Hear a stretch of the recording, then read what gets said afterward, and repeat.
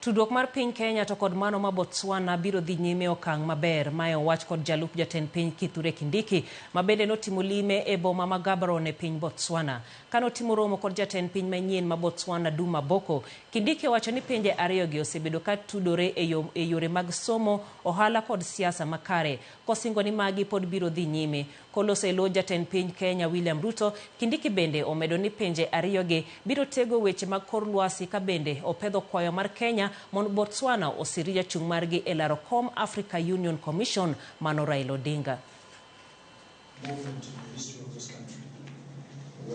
Even as we look at complex security threats like terrorism and organized crime, climate change is no longer in the view of President Ruto. It's no longer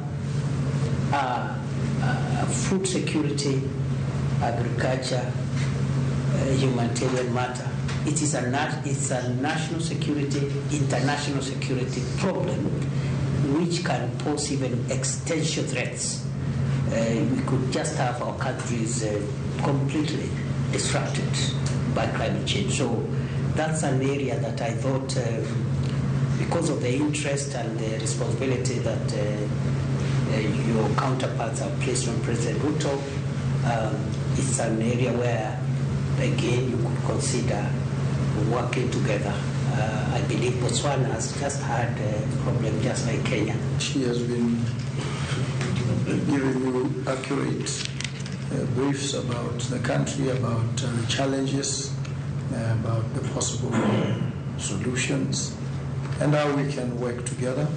And it now remains for us to get down to doing what has to be done in the shortest possible time, so that we don't just operate at the level of rhetoric.